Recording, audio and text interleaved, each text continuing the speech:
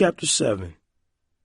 At the corner of the street near Corey's apartment, Roylin saw some boys from Bluford. None of them were his friends, but he knew who they were. Bobby Wallace was there, leaning on his car with Shawnetta Green and some other troublemakers from Bluford. Some of the kids stared at Roylin as he drove by. A fresh wave of depression swept over him. He did not fit in with the thugs like Bobby and Londell James. He was scared stiff of them. He did not fit in with the nice, smart kids like Hakeem. He did not fit in with the jocks like Cooper Hodden, who did great things on the football field. Roylin never felt he fit in with anybody. He was a below-average student, a mediocre athlete, a social outcast. He was the kid from the family with a crazy dad who yelled and broke things so often that Roylin never dared to have a friend over. When Roylin got home, his phone was ringing. Darcy answered it. She had put the younger children to bed, and Amberlyn was staying over at Darcy's house with her younger sister, Jamie. "It's for you, Roylin," Darcy said, returning to the kitchen to clean up the last of the dinner mess before she went home. "Hi, Roylin," Corey said in a frantic voice. "Oh, you gotta help me. Our history paper is due in 3 days, and I haven't even started it. Mom says if I get lower than a B in any of my classes, she'll ground me." Roylin was disappointed that she did not say anything about the necklace. He had given it to her a little more than an hour ago, and already she was on to something else. "You still like your necklace, don't you?" he asked. "Sure I do, Roylin. I adore it. And I'll love you forever and ever for getting it for me. But if I don't do well on this history paper, we won't be able to go out together. Mom will ground me for 100 years. Man, Corey, I'm lousy in history, too. I got a D- in that class. I already did my paper for Eckerly, but I'll be lucky if I get a C, Roylin said. "Do you know anybody who'd do my paper for me, Roylin?" Just then, Roylin heard Darcy rattling around the pots and pans in the kitchen. "I'll call you back, Corey. I got an idea," Roylin said. After he hung up, he went into the kitchen. "Hey, Darcy, you want to do me the biggest favor in the world?" he asked. Darcy smiled and put the casserole dish away. "If I can, sure," she said. "You know Corey Archer?" "Yeah. She's my girl now, and Eckerly has signed that huge history paper, and she just can't do it. You get good grades, Darcy. You could knock out that paper for Corey without any sweat," Roylin said. "I'd be glad to work with Corey tomorrow at lunch, and after school, too. I'll show her how I did mine, and—" "No," Roylin cut in.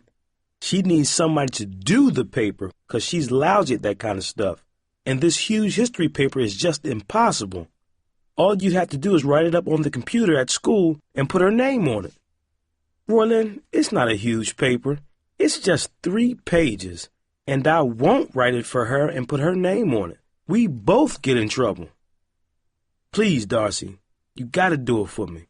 I got all kinds of problems, and if something goes wrong with me and Corey, I couldn't take it, okay?" "Roylin, tomorrow at lunch, I'll work with Corey," Darcy said. "Me and Corey have lunch together. That's our time. I can't have her working with you. That's our time, don't you see?" Darcy rolled her eyes. "Roylin, are you crazy? What's wrong with you? You can spare 1 lunch hour with Corey." "No. See, Corey can't do it. Listen, if I gave you the name of the general in the Civil War that she has to do the paper on, if you could just write up the paper, Darcy, I'd pay you. Yeah, I would." "How much do you want?" Roylin said. "Roylin, there's no way I'm doing something like that. It's cheating, and I'm not going to do it, okay?" Darcy yelled, losing her temper. "You're such a goody-goody that you won't do me this one little favor?" Roylin pleaded. "I'm not writing a paper and letting Corey put her name on it. Ms. Eckerly will bust us both." "It's just not happening," Darcy said. "Girl, I can't believe you," Roylin yelled, realizing that Darcy would not change her mind. "Don't you ever ask me for a favor." Roylin returned to the hall and called Corey. Corey spoke excitedly when she heard his voice.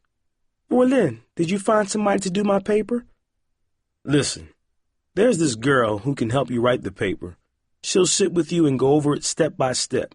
She's really smart, and I know you'd be okay doing it if she helped you," Roylin said. Roylin, I just can't do it. I hate history. I can't write a decent sentence. I don't care how much help I get. Don't you understand? If I write the report, I'll flunk history. Roylin, I'm desperate, Corey cried. Relax, baby. I'll ask around tomorrow. I'm sure I can get somebody to do your report for you, Roylin promised. Okay. Oh, Mom's coming in. Bye. Roylin put the phone down slowly. Corey did not even say love you or anything. It was as if Roylin had never even bought her the necklace for $300. It was as if the thing he did, stealing from the poor old Ambrose Miller and causing his death, had been for nothing. Roylin would never completely forget what happened to Mr. Miller. It would remain a dark, painful shadow over the rest of his life, no matter how hard he tried to push it away.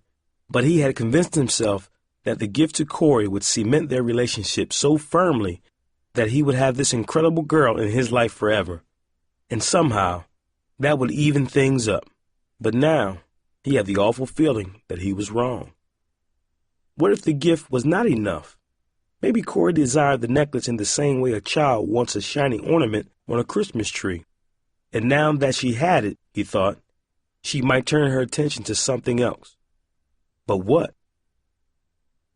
Roylin's mother came home and made small talk with Darcy for a few minutes.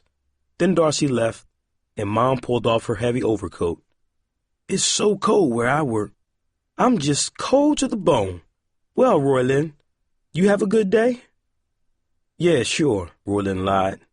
I'm tired, though. I'm going to go to bed. Roylin hurried to his room and closed the door. He fell into a fitful sleep and kept waking up all night, sometimes in a cold sweat. He thought he heard Tuttle chopping at the hard ground in the basement, trying to make a hole big enough to bury Mr. Miller. At school the next morning, Roylin looked for Corey. He found her talking to Steve Morris. What do you want? Roylin growled, looking at Steve. Roylin, Corey exclaimed. Steve is going to do my paper for me. Isn't that great? Roylin's heart sank. Now Steve would have a claim on Corey, too. You ain't smart enough to do Corey's history report, Roylin said. All you know is how to play football. You're just a jock, and all jocks are stupid. Look who's talking, Steve sneered. You're lucky you didn't get kicked off the team with the grades you got. I'm getting a B+ in history, and I know that's better than you. Before Roylin could respond, Corey cut in, putting her hand on his arm. Hey, Roylin, don't be mad. Steve is just doing me a favor. You do want me to pass history, don't you? You think you own Corey, Steve laughed, his eyes narrowing. Nobody owns anybody else. You better deal with that. Roylin glared at Steve Morris with hatred, but he did not know what to do about it. He turned and walked toward the history classroom. In a moment, Corey caught up to him. Please don't be mad, Roylin, Corey said. Girl, do you know what I went through to get that necklace? Ever since you got it, you ain't done nothing except treat me like garbage. Give me one reason why I shouldn't be mad, Roylin said bitterly. Roylin, I told you I loved the necklace. Anyway, you said you had plenty of money and that you're always buying expensive gifts. Was that a lie? No. It's just that I really went out of my way to get you what you wanted. And now it's like it never happened, Roylin said resentfully. You're hanging on Steve Morris and treating me like yesterday's newspaper. I'm not treating you that way, Roylin. I don't understand what's wrong with you. You know I need somebody to do my paper, and Steve said he would. I think that's very nice. What's your problem? Corey demanded. Roylin turned and stormed off, deciding to skip history. He got an excuse slip by telling the school nurse he felt sick. He could not sit in that classroom today, with Corey smiling at Steve. After history class, Roylin ran into Cooper in the hallway. Man, girls ain't nothing but trouble, Roylin fumed to Cooper. Cooper laughed. You just finding that out? You didn't figure that out in first grade?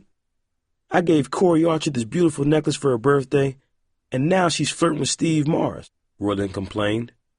It was not like him to discuss his personal problems with anybody. When he was hurting, he always tried to hurt somebody else. But Roylin hurt now more than he ever did in his life. "Say what?" Cooper gasped. "You gave that new girl a necklace already?" "Yeah, and now she's dumping me for Mars."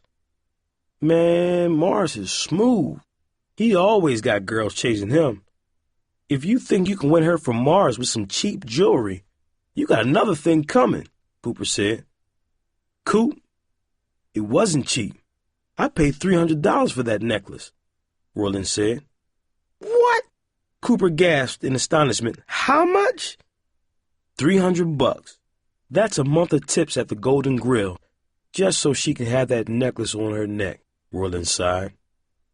"Man, you the craziest dude I ever met," Cooper replied.